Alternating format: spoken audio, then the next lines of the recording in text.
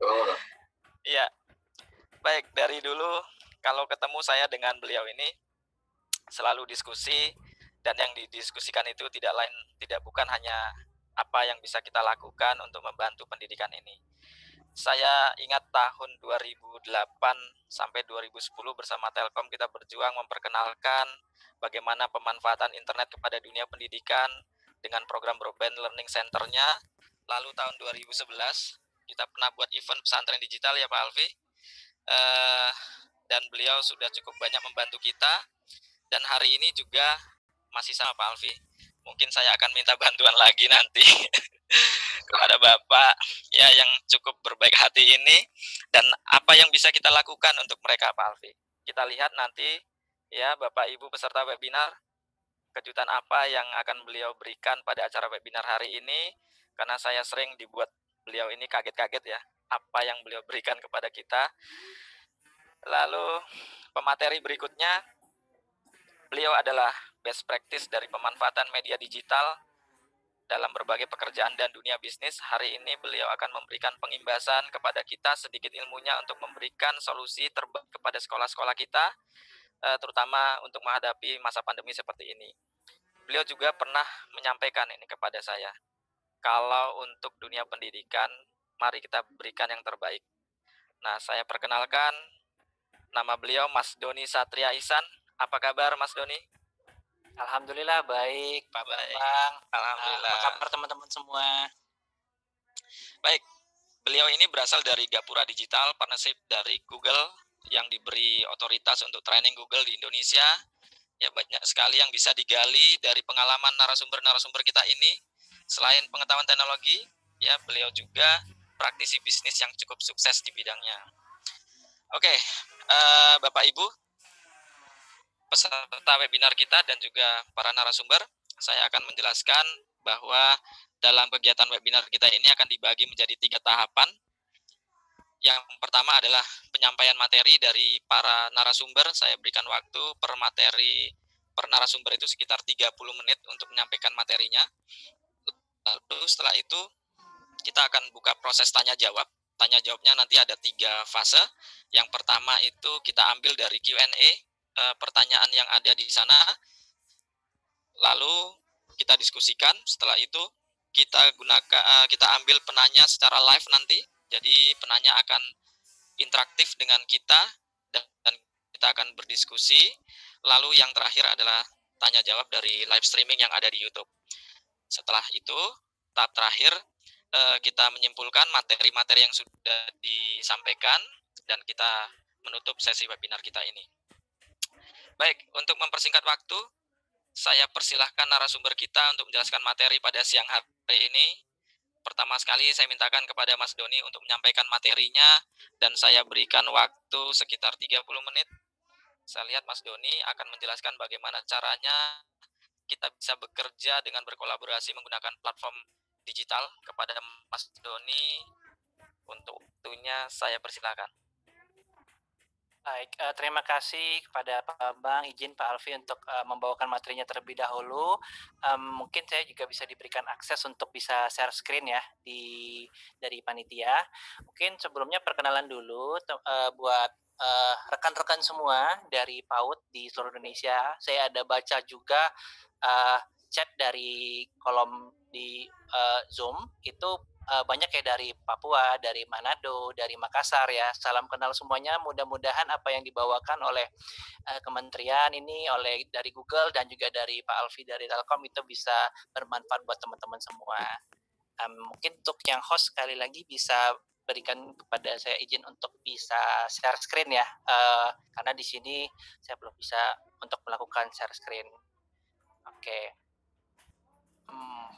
Pak Bambang mungkin oke udah bisa ya. Baik, saya langsung aja perkenalan diri dulu. Oke, kelihatan ya slide-nya dari sini. Jadi dari Google itu saya sebagai fasilitator akan bawakan materi mengenai kolaborasi, pembelajaran dan manajemen satuan PAUD dengan digital platform. Tujuannya semoga dari PAUD yang ada itu bisa menggunakan alat-alat digital dari Google untuk memudahkan perjalanan pendidikan yang dilakukan untuk murid dan juga berkolaborasi dengan wali murid. Perkenalkan, sekali lagi saya Doni Satria, saya fasilitator Gapura Digital dari Kota Padang. Di sini ada yang dari Kota Padang atau dari Sumatera, mungkin bisa sambil chat juga, saya bisa baca chatnya. Saya bisnisnya itu bergerak di bidang namanya voucherpulsa.net, bergerak di bidang penjualan pulsa, pakai data, kemudian ada juga jual PLN dan macam-macam. Itu dari 11 tahun yang lalu kita sudah menggunakan kanal digital ya untuk pemasaran. Jadi ketika terjadi pandemi itu penjualan saya sama sekali tidak terganggu karena saya sudah beradaptasi dengan dunia digital.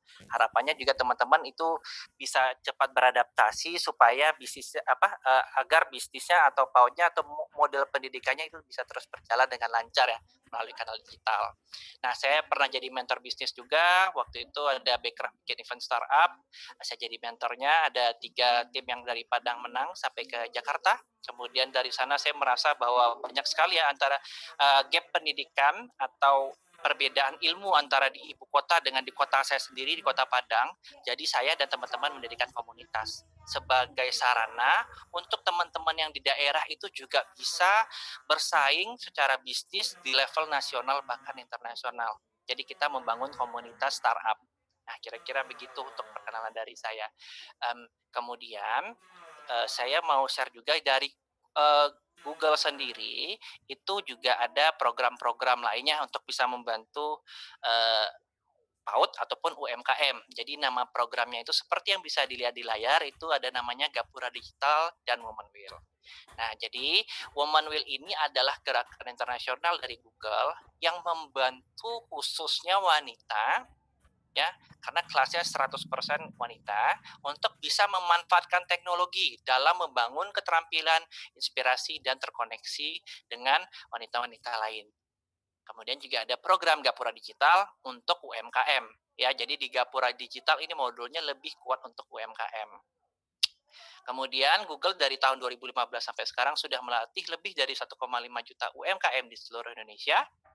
Kemudian juga program-programnya itu ada di 14 kota. Jadi dulu sebelum pandemi datang, program Gapura itu ada di 14 kota. Masing-masing kota itu ada tempat acaranya sendiri. Yang difasilitasi di sini adalah pengetahuan, kemudian sertifikasi, dan juga kesempatan untuk berjejaring. Jadi bisa ketemu, kumpul, bisa sharing-sharing, dan berdiskusi. Kemudian kalau untuk modul lanjutan karena mungkin waktu yang sekarang ada terbatas, jadi dari Gapura juga ada dan Womanville juga ada modul-modul lanjutan nih yang nanti bisa dipilih di akhir sesi saya. Jadi bagi yang mau ikut ingin melanjutkan atau mendalami tentang ilmu digital itu bisa, dan dari Google itu gratis ya program-programnya. Kemudian kalau untuk yang kelas trainingnya itu kita untuk Womanville khusus perempuan seperti yang bisa dilihat di layar itu ada di hari Kamis, Jumat, Sabtu. Kalau di Gapura Digital juga ada di hari Kamis, Jumat, dan Sabtu. Kalau misalnya ingin mendaftar itu bisa di kontak person yang di bawah seperti yang tertulis. Ya, jadi ini ada pelatihan rutin yang diberikan oleh Google untuk bisa meliterasi masyarakat Indonesia menuju digital, menuju dunia digital agar bisa go digital. Kemudian saya lanjut ya ke materinya. Oke. Di sini sudah kelihatan ya. Oke. Saya akan bahas tentang menjadi guru ya. Jadi menjadi guru itu selama ini itu gimana pengalaman dari rekan-rekan sekalian ya tentang menjadi guru nih, baik itu di sekolah ataupun mungkin juga menjadi guru dalam artian orang tua untuk anaknya. Ya, mungkin rekan-rekan di sini bisa share di kolom chat yang di YouTube ataupun yang di kolom Zoom. Nah, bisa di chat ya, sambil nanti saya juga bisa baca. Nah, menjadi guru itu kira-kira apa juga sih hal yang bisa kita tingkatkan secara internal ya, terutama di PAUD untuk bisa menciptakan kehidupan yang lebih baik lagi bagi kita sendiri dan bagi orang lain. Mungkin sambil juga rekan-rekan bisa share ya. Kalau bagi saya pribadi, menjadi guru adalah dengan kita terus memberikan edukasi yang berkesinambungan secara berkesadaran dan berkesabaran supaya bisa menciptakan kehidupan sosial dan kehidupan ekonomi yang lebih baik lagi. Ya, jadi menjadi guru adalah bagaimana tentang memperbaiki ekonomi dan memperbaiki kehidupan sosial, terutama di lingkungan PAUD ya, karena pendidikan anak di usia dini itu sangat berpengaruh terhadap karakteristik si anak di masa depan. Ya, jangan adanya pendidikan diharapkan dari Kemendikbud, dari Google, dari Telkom itu murid-muridnya, anak-anaknya itu bisa menjadi yang sopan, santun, ya, membuang sampah pada tempatnya, beragama dengan baik, ya, kemudian menjadi contoh yang baik untuk sosial. Tentunya itu salah satunya. Nah, bagi rekan-rekan yang juga punya cerita juga bisa sambil share juga di kolom komentar, ya. Kemudian mengenai tujuan pendidikan. Nah, di sini setiap dari kita pasti punya tujuan ya. Dan di pendidikan itu pun juga ada tujuan itu sendiri. Menurut saya, untuk tujuan pendidikan itu tantangan saat ini adalah bagaimana kita bisa menyelaraskan tujuan pendidikan dari Kemendikbud, kemudian juga tujuan pendidikan dari instansi pendidikan khususnya PAUD, dan juga tujuan pendidikan dari orang tua agar anak bisa memahami secara menyeluruh tentang kebutuhan masa sekarang dan masa depan. Ya, jadi bagaimana dari Kemendikbud juga bisa tentunya dengan acaranya membantu orang tua dan guru, kemudian bagaimana kita dari sudut pandang guru itu juga bisa membantu si orang tua itu dengan membantu anaknya menjadi karakter yang lebih baik lagi, ya. Dan bagaimana juga kita bisa membentuk karakter dari murid-murid kita. Nah, tentunya kita berharap dengan adanya era zaman sekarang bisa menjadi sebuah peluang untuk bisa murid-murid tersebut ataupun kita sebagai guru ataupun sebagai sekolah itu agar bisa menjadi lebih baik daripada masa-masa yang sebelumnya, ya. Dan tentunya juga lebih berkesadaran. Jadi kita dengan menjadi guru itu mengajarkan kepada murid-murid bagaimana bisa berkesadaran, tahu mengetahui konsekuensi dari perbuatan selagi dari kecil, dan tahu pentingnya kehidupan beragama dan bersosial dari kecil juga, ya. Jadi itu tujuan yang dari sudut pandang saya. Nah, mungkin dari rekan-rekan di sini bagi yang ada masukan ataupun saran itu juga bisa sambil share di kolom komentar ya. Ya. Kalau dari Google tentang bagaimana menyelaraskan kebutuhan tersebut, itu Google punya produk namanya Google Suite for Education, ya, atau bahasa Indonesianya adalah Google Suite untuk pendidikan. Jadi Google Suite untuk pendidikan ini adalah sarana. Halo, suara saya masih jelas ya? Oke. Oke. Maaf, ada sedikit kendala teknis, saya lanjut. Jadi Google Sheet ini seperti yang bisa dibaca di kiri atas, itu adalah sarana pencatatan untuk internal PAUD. Jadi bisa digunakan untuk pencatat internal PAUD. Misalnya apa? Penerimaan guru dan tenaga pendidikan, pencatatan guru dan tenaga pendidikan, pencatatan materi yang mau disampaikan, pencatatan SOP, arsip pembelajaran untuk yang dipelajari lagi, baik itu untuk guru ataupun untuk wali murid. Jadi kita bisa memindahkan catatan-catatan tersebut ke media digital supaya guru-guru yang baru masuk itu bisa mempelajari secara mandiri apa-apa saja SOP-nya, apa-apa saja kurikulum yang mau diajarkan, supaya proses bridging atau menjembatani antara guru yang baru masuk dengan guru yang sudah berpengalaman itu bisa semakin gampang, ya. Jadi misalnya nih, kalau dulu kita untuk melakukan pembelajaran untuk menjadi guru di PAUD tertentu, kita harus belajar selama 1 bulan, 2 bulan. Kalau dengan adanya ini diharapkan bisa menjadi lebih singkat lagi, ya, sehingga efisiensi dari PAUD itu bisa meningkat, ya. Kemudian yang kedua itu untuk sarana pencatatan untuk tumbuh kembangnya anak. Jadi kita juga bisa sambil mencatat guru di kolom yang lain, kita juga bisa sambil mencatat data-data yang ikut di kelas kita pada tahun berapa, laki-laki atau perempuan, lebih banyak laki-lakinya atau perempuannya, kemudian umurnya itu berapa. Kemudian kita bisa mencatat perilaku-perilaku anak-anak yang hadir, yang datang. Kita bisa melihat apakah reaksi anak-anak tersebut terhadap silabus, kemudian kita melakukan review secara berkala di dalam digital. Kalau dulu kan mungkin kita harus melakukan diskusi besar secara berkesinambungan untuk melakukan perbaikan secara terus-menerus. Kalau ini diskusinya bisa dilakukan secara digital. Jadi kita bisa catat semuanya, bisa baca secara digital, kemudian kalau ada perubahan bisa diberikan masukan secara digital juga. Ya, jadi diharapkan efisiensinya lebih tinggi lagi untuk proses tumbuh berkembangnya anak dan tumbuh berkembangnya dari instansi pendidikan itu sendiri. Kemudian yang ketiga adalah sarana komunikasi dua arah antara sekolah dengan orang tua. Ya, jadi Google Suite for Education ini juga bisa menjembatani dengan lebih gampang komunikasi kita dengan wali murid. Ya, jadi kita misalnya anaknya itu yang ketika di sekolah ada melakukan kegiatan baik atau misalnya ada melakukan kita ada melakukan teguran-teguran, itu kita bisa memasukkan data-data tersebut itu di Google Suite for Education.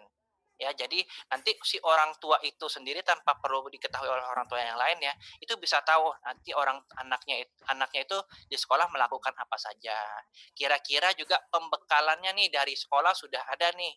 Nah, dari orang tua PR-nya apa nih untuk anaknya? Itu juga bisa dimasukkan di Google Suite for Education. Ya, jadi di Google Suite ini kita bisa mencatat, kita bisa sebagai bahan review dan juga bahan komunikasi. Kemudian saya lanjut lagi. Nah, kalau alat-alatnya itu juga ada nih dari Google. Jadi Google Suite for Education itu ada produk-produknya namanya Gmail, Google Meet, sama Google Calendar.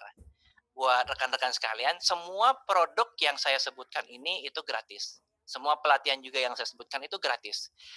Google bersama Kemendikbud dan juga instansi lain seperti Telkom dan yang lain, kita berusaha semaksimal mungkin bagaimana caranya agar tenaga-tenaga pendidik bisa semakin maju mengikuti perkembangan zaman. Ya, jadi produknya ada yang namanya Gmail, Google Meet, sama Google Calendar. Mungkin saya akan share slide-nya untuk yang Google yang ini ya, sebentar.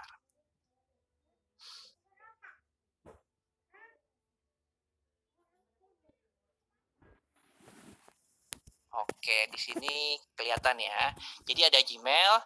Jadi maksudnya itu begini, kalau rata-rata orang yang sudah memiliki ponsel atau ponsel Android itu memiliki email. Jadi kita bisa mendaftarkan orang tersebut berdasarkan emailnya. Jadi kalau si orang tua dan si guru sudah memiliki email, itu bisa kita kolaborasikan di sini. Kalau belum, pembuatan email bisa dilakukan secara gratis. Ya, jadi semua orang yang ingin mengikuti Google Suite ini harus memiliki email terlebih dahulu. Ya, bikinnya bisa di namanya Gmail. Kemudian kalender. Nah, kalau di kalender ini Google juga ada sebuah platform di mana kita bisa mensinergikan kalender. Misalnya begini ya, contoh kasusnya. Misalnya dianggaplah dari PAUD tersebut di Sabtu depan itu akan melakukan jalan-jalan. Ya, jadi di mana orang tuanya harus tahu. Nah, kalau cara dulu kita harus memberitahukan kepada si muridnya atau memberitahukan kepada orang tuanya. Dengan adanya Google Calendar, kita tinggal memasukkan data-data orang yang wali murid, kemudian kita bikin di kalender, kita bikin jadwalnya, nanti akan ada misalnya studi tour. Ya, jadi nanti begitu kita sudah masuk, di semua wali murid sudah masuk, di instansi PAUD dan pendidikannya juga sudah masuk. Ya, terus kita juga bisa bikin, oh besok itu belajar silabusnya apa ya? Ya, paginya apa ya? Siangnya apa ya? Yang melakukan pembelajarannya siapa ya? Sorenya siapa ya? Jadi kalender ini pun berfungsi untuk membantu instansi pendidikan tersebut mencocokkan jadwal antara guru, wali murid dengan murid. Ya, kalau dalam artian PAUD artinya antara sekolah dengan guru dengan wali murid. Satu kali bikin, untuk kalender ke depan semuanya beres. Tidak perlu kita edit-edit lagi, tidak perlu kita rubah-rubah lagi kalau tidak ada perubahan. Ya, jadi semua kalender ini kita tinggal masukin, nanti orang yang kita tag atau misalnya orang yang kita masukkan ke sana akan mendapatkan notifikasi. Jadi si orang tua pun juga bisa mencocokkan, oh Sabtu minggu depan mungkin tidak perlu jalan-jalan sama anak dulu karena ada acara di sekolah. Ya, jadi satu alat untuk absensi, satu alat untuk pencocokan semua jadwal. Kemudian juga ada Google Meet ya, salah satunya seperti yang sekarang untuk video call. Jadi Google Meet ini gratis, jadi dari PAUD juga bisa melakukan meeting online secara gratis tanpa adanya batas waktu untuk 250 peserta sekaligus. Jadi bisa berkolaborasi secara daring. Ini produknya. Kemudian saya juga ada produk yang lain. Sebentar ya.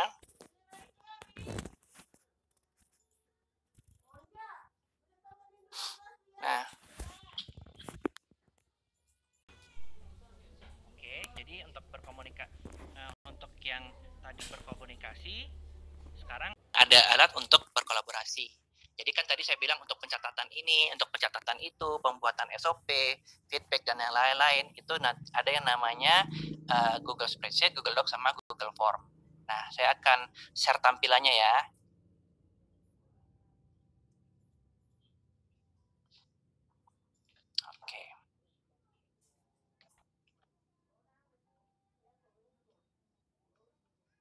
Oke, jadi sudah kelihatan ya di layar. Jadi Google Dokumen ini adalah tentang bagaimana mengerjakan dokumen bersama-sama. Jadi kalau misalnya nih dalam instansi PAUD, si guru itu bisa membuat SOP-nya. Si sekolah bisa meng-ACC dari dokumen tersebut. Jadi siapapun bisa melakukan kolaborasi untuk pembuatan dokumen untuk merangkum sesuatu. Apakah itu silabus, apakah itu untuk materi pendidikan yang akan disampaikan di kuartal ini atau di 3 bulan ini, itu bisa dikerjakan bersama-sama. Jadi siapapun bisa melihat dan siapapun bisa berkolaborasi di Google Docs ini. Kemudian juga ada Google Sheets. Nah, kalau Google Sheet ini itu adalah aplikasi Excel ya, seperti untuk pencatatan tabel-tabel yang dimana kita bisa membuat seperti yang digambar.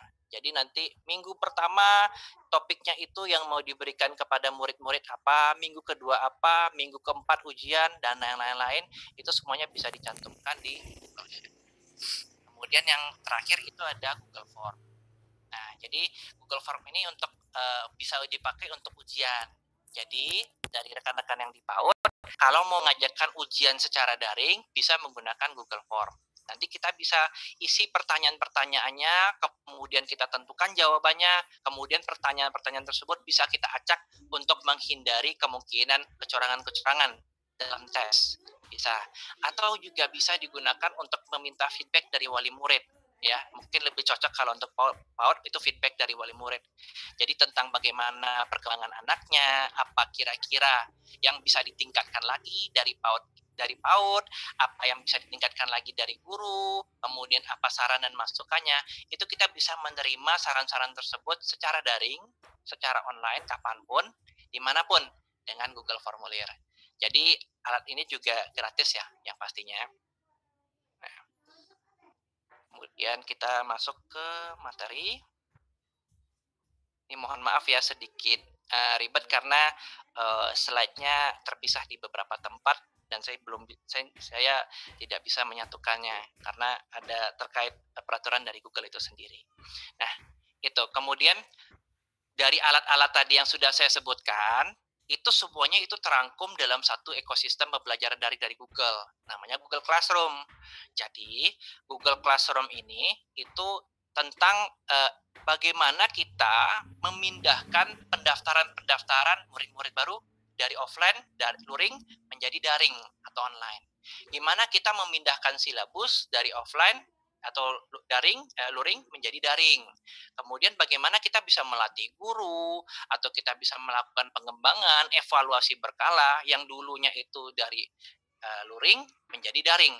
Jadi Google Classroom ini dalam artian itu tidak untuk menggantikan 100% ya kegiatan belajar mengajar yang ada sekarang, tapi untuk melengkapi dan mempercepat proses tersebut agar kita bisa memberikan edukasi yang lebih maksimal kepada murid-murid kita sambil tetap berkolaborasi antar guru, antar wali murid, antara guru dengan PAUD dan semua pihak yang terlibat di dalamnya supaya instansi pendidikan kita bisa menjadi lebih baik lagi.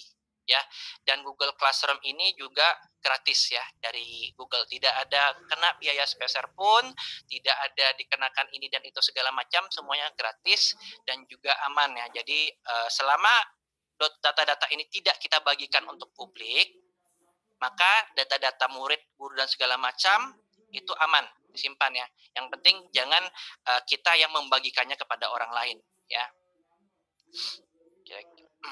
Kemudian kalau misalnya untuk yang dari saya Pak Bambang, untuk presentasinya itu Pak. Ya, mungkin untuk waktu dan kesempatan saya kembalikan kepada Pak Bambang lagi. Silakan Pak Bambang.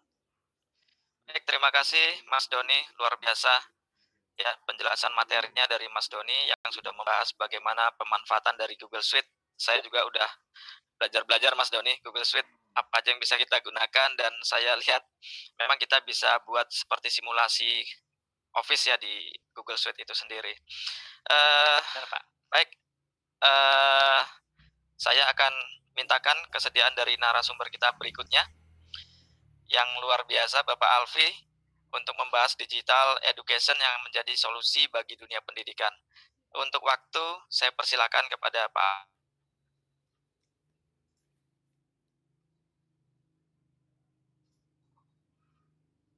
Alfi. Terima kasih Pak Bambang. Ya, Assalamualaikum warahmatullahi wabarakatuh. Salam sejahtera untuk kita semua. Salam, Om Swastiastu, Namo Buddhaya, dan salam kewajiban. Bapak Ibu yang kami hormati, terima kasih waktunya Pak Bambang selaku moderator. Kami dikasih survei. Ya, saya dari PT Telkom. Jadi kami dalam 5 tahun ini bergerak di divisi government yang khusus menghandle, melakukan dukungan kepada pemerintah, termasuk Bapak Ibu di Kementerian Pendidikan dan Kebudayaan. Dan sangat berbahagia sekali kami dapat mengisi webinar dengan teman-teman PAUD. Ini ujung tombak bagi bangsa ini dalam pendidikan anak usia dini. Kami memberikan judul ini solusi pendidikan berbasis digital. Ada 4 poin yang akan kami sampaikan. Kami sedikit mengulas, mungkin sudah banyak diulas mengenai journey dari Industri Revolution. Kemudian kita akan bahas sedikit apa sebenarnya infrastruktur yang ada dalam teknologi yang mendukung tadi seperti Pak Doni sampaikan dari Google yang sudah di platform. Kemudian seperti apa sebenarnya education 4.0 itu sendiri. Dan terakhir ini mungkin yang bisa kita kolaborasikan solusi-solusi di bidang pendidikan yang memudahkan kita. Ini contohnya sekarang dengan webinar ini semua daerah di Indonesia bisa mengakses, dan kami lihat cukup banyak tadi pesertanya, tidak berbatas tempat, dan ini memungkinkan untuk pendidikan. Ada satu quote yang penting menurut kami dari Steve Jobs. Bagaimana value yang bagus itu di-create dari creativity dan dengan teknologi. Nah, ini kami bicara nanti khusus teknologi di sini. Kreativitas kami yakin Bapak Ibu lebih jagonya, dan banyak hal-hal yang kita lihat di media, di lapangan yang telah Bapak Ibu lakukan untuk kemajuan pendidikan di Indonesia. Yang pertama, sedikit aja tuh Bapak Ibu. Jadi di sini kita bicara revolusi industri, banyak sebenarnya. Tolong di zoom Mas Imam. Ya, ini udah kewajaran, tidak bisa dihindari lagi, apalagi di masa pandemi sekarang. Banyak ke kami di departemen, hampir semua departemen, ini meminta kita untuk fokus membantu keterhubungan dari industri ini sendiri. Nah, ini mungkin yang fokus kita, teman-teman. Kemudian next, Pak.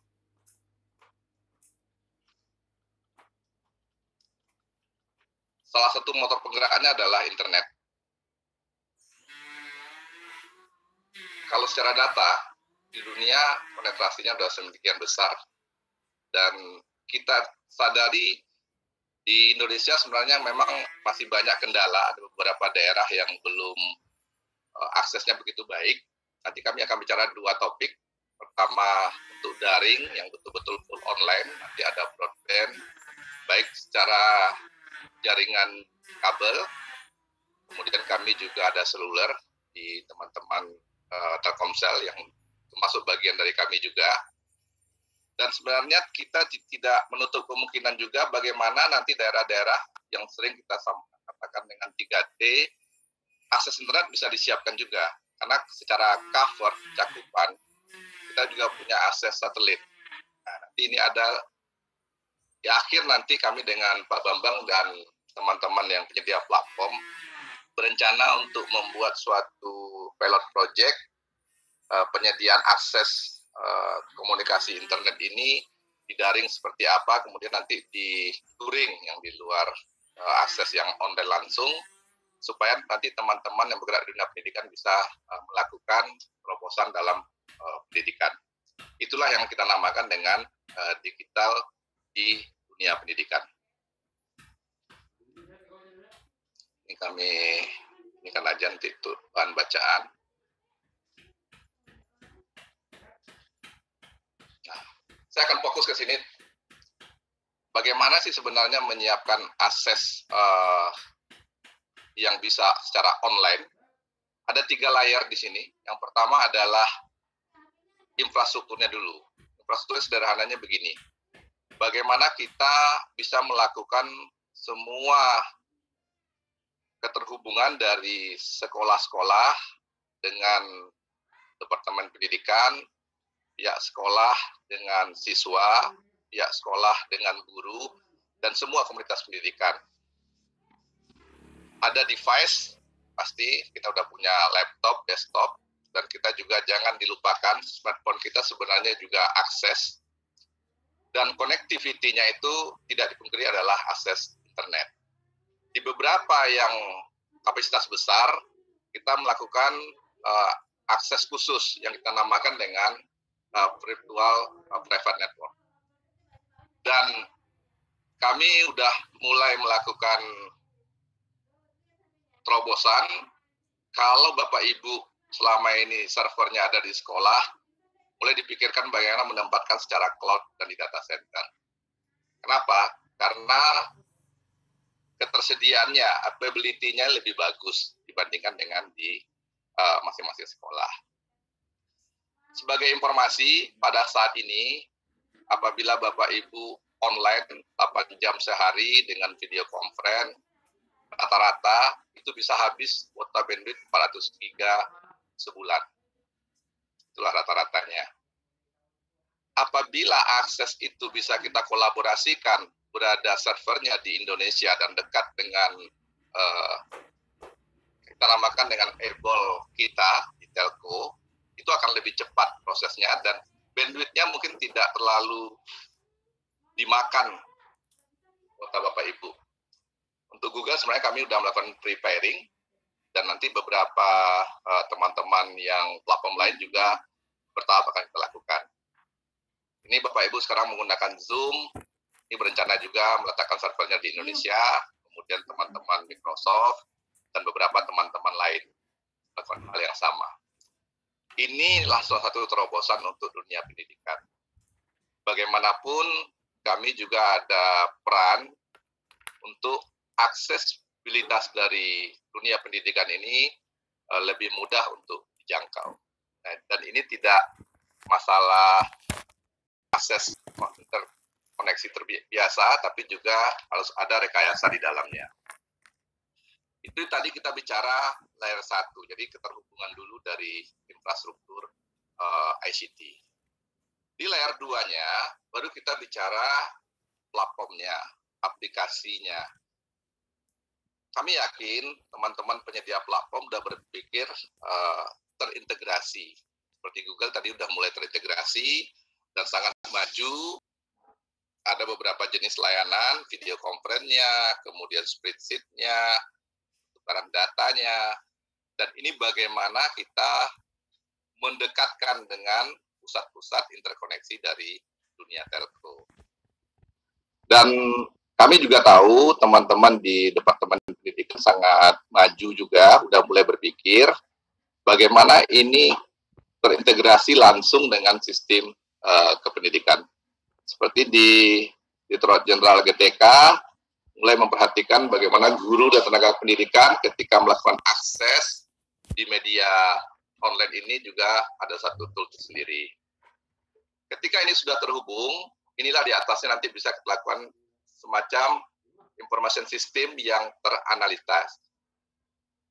Bisa juga kita lakukan data analitik dan ini informasinya bisa online. Ini yang kita butuhkan nanti ketika akan melakukan pilot project untuk di Departemen Pendidikan, khususnya di Direktorat PTK dan PAUD ini. Itu kita bicara level dari ICT infrastruktur. Izinkan kami sampaikan sedikit seperti apa sih Telkom sebenarnya untuk mengelola jaringan. Kita mengelola jaringan ini karena Indonesia cukup luas, dari Sabang sampai Merauke, dari Miangas sampai Rote, tidak sederhana. Tapi kami yakin dengan dukungan kita bersama, kita melakukan klasterisasi sebenarnya. Yang pertama, kita ada jaringan terpusat sebenarnya. Di jaringan terpusat ini, kita bicara di Departemen Pendidikan, seperti apa nanti pengelolaannya. Kita mulai berpikir mendekatkan dengan data center yang ada. Ini tadi yang kami bicarakan. Ketika ini sudah terhubung, baru kita melakukan klasterisasi nanti. Kami lakukan ada 7 zona untuk di Indonesia, mulai dari jaringan regional Bali Nusra, kemudian ada jaringan sampai jaringan Sumatera.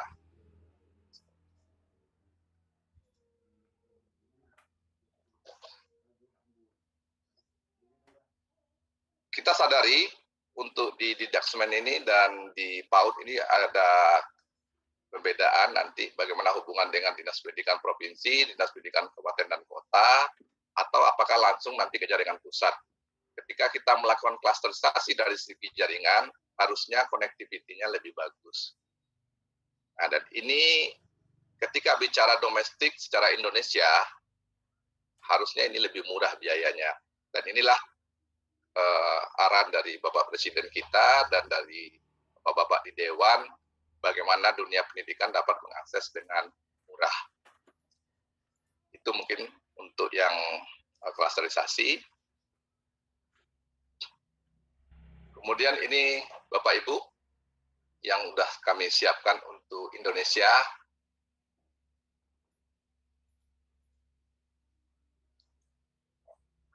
Kita punya selain di Indonesia, kita juga 7 regional, nanti ada Sumatera sampai dengan kawasan timur Indonesia. Kemudian kita juga mengklasterisasi sampai ke luar negeri, karena titik keterhubungan juga nanti membutuhkan hubungan ke luar. Kita juga punya 11 kantor di luar negeri. Kemudian kami sampaikan juga, ini punya Bapak Ibu semua, Telkom adalah Indonesia, kita punya 22 data center sebenarnya, dan ada digital platform yang sudah terhubung di sana.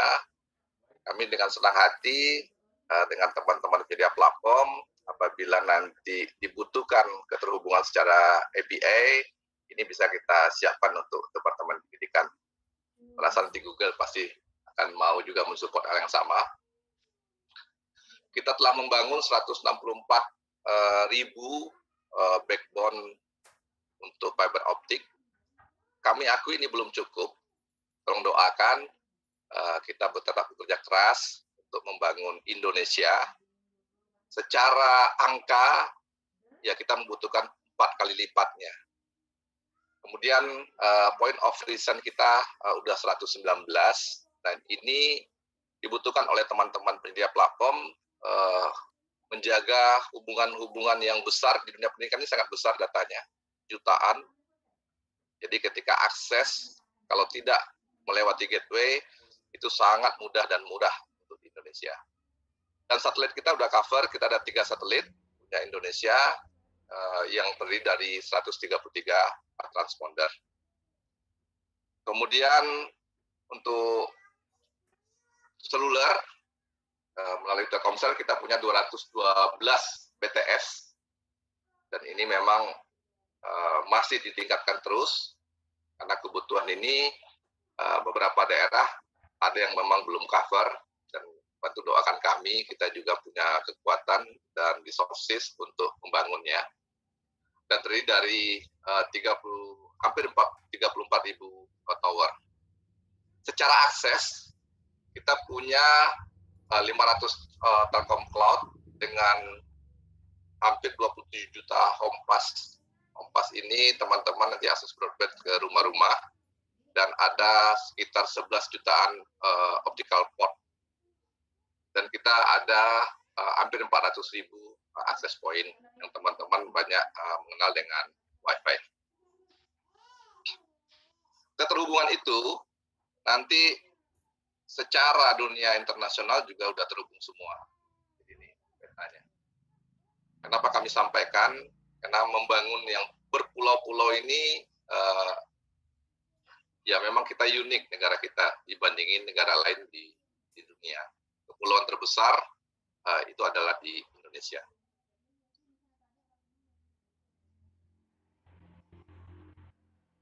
Sekarang kita bicara seperti apa sih sebenarnya digital edukasi yang diharapkan di dunia pendidikan. Kami membagi, ini ada level dari ini, bagaimana pelajar cara membaca seperti ini. Ketika tahun 1900-an, umumnya pelajar itu dia tidak punya ilmu pengetahuan. Informasi diberikan oleh guru. Dan nanti kita melakukan tes terhadap evaluasi dari siswa. Tapi ketika kita sudah di sekitar tahun 70-an, ini udah agak mulai berbeda. Ketika pelajar dia butuh pengetahuan, ini tidak lagi semacam informasi yang khusus dari guru, tapi dia juga sudah bisa melakukan cari informasi itu dari komputer. Nah, itu bicaranya. Nah, tahun saat ini lebih dahsyat lagi. Karena akses internet itu udah semakin merata, jadi informasi yang tadinya satu arah, sekarang udah dari mana-mana. Ini tantangannya. Konten sangat penting dalam hal ini.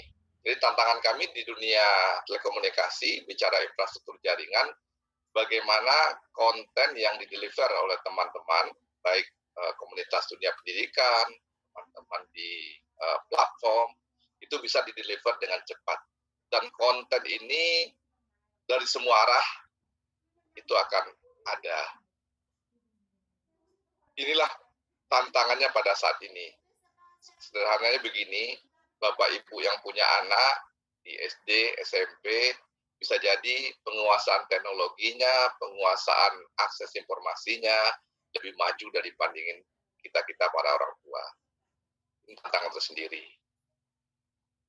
Nah, menghadapi hal ini tidak ada alasan, kita hanya bisa melakukan kerjasama dan kolaborasi terhadap ekosistem yang ada. Ini tantangan kita bersama. Bagaimana kita melakukan kerjasamanya? Ada 3 pihak. Kalau di teman-teman di dunia pendidikan, ketika ada guru, ada pelajar, kemudian ada komunitas sekolah, ini adalah komunitas inti dari dunia pendidikan. Sifatnya di kami, di infrastruktur telekomunikasi, ini menghubungkan semua komunitas ini. Dan keterhubungan ini dengan adanya pembelajaran dari rumah pada saat ini sampai akhir tahun, ini menjadi keharusan. Tadinya kami di dunia telco, di dunia platform, belum berpikir akan melakukan secepat ini. Dengan kondisi saat ini, kita diburu untuk menyiapkannya. Kemudian nanti ada juga komunitas yang selama ini melibatkan dunia penerbit, penyedia konten-konten pembelajaran, penyedia les, bimbel. Ini mau tidak mau sekarang juga bergerak ke digital. Digital ini secara konten. Tadinya banyak hard copy, sekarang tidak memungkinkan lagi untuk menyiapkannya. Webinar ini tadinya Bapak Ibu berkumpul di satu tempat, kemudian kontennya dicetak. Sekarang dengan di masing-masing tempat, saya di kantor saya di Jakarta, Pak Doni di kantornya, Pak Dr. Bambang di kantornya juga, dan Bapak Ibu di tempat masing-masing udah bisa terhubung.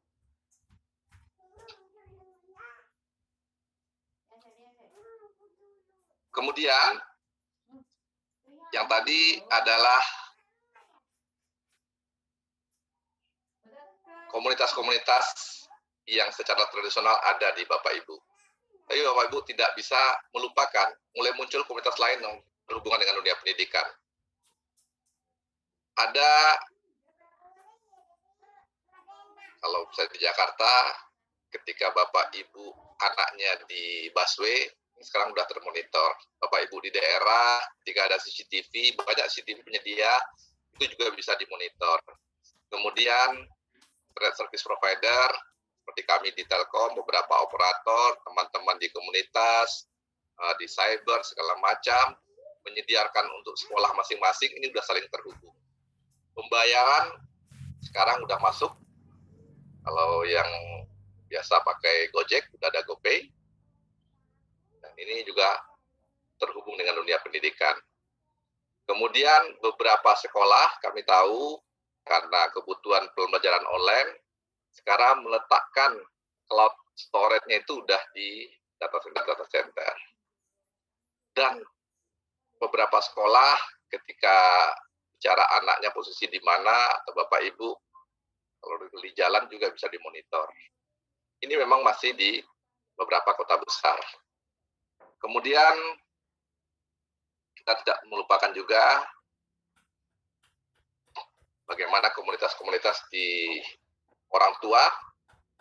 Orang tua sekarang sangat aktif untuk di pendidikan karena udah banyak guru-guru BA yang mensupport sekolah-sekolah dan dia saling berinteraksi dan bagaimana mengkomunikasikan para siswa yang notabene dari anak-anak mereka. Pemerintah sangat aktif terhadap bagaimana aturan-aturan dunia pendidikan dan informasi. Webinar ini adalah hal untuk selain top down, sebenarnya bottom up untuk informasi dari bapak-bapak guru, kemudian penyedia pendidikan. Nanti kita bisa saling bertukar pikiran seperti apa sebenarnya kebutuhan-kebutuhan di bawah. Dan kemudian kampus juga ini mulai terhubung dengan ini, dengan dunia pendidikan. Tidak langsung kadang-kadang. Banyak sekarang pihak kampus melakukan sosial media analitik ketika menilai apakah seseorang ini layak untuk diterima di jalur prestasi misalnya. Ini fenomena ini sangat cepat dan ini menjadi hal yang Bapak Ibu siapkan. Bicara terhadap PAUD sendiri, ini anak-anak ini akan terjadi semacam jejak digital footprint namanya nanti. Kalau dulu zaman saya, taman SMA, minta surat kelakuan baik, nanti ke depan tidak lagi. Mulai PAUD, biarpun nanti yang berinteraksi adalah para orang tua, tapi sudah mulai nanti bisa dikelola datanya. Secara singkat, ketika bicara digital, dimanapun harus bisa. Kemudian sifatnya sekarang udah mulai personal, tidak terkelompok lagi, karena di masing-masing tempat bisa. Dan personal juga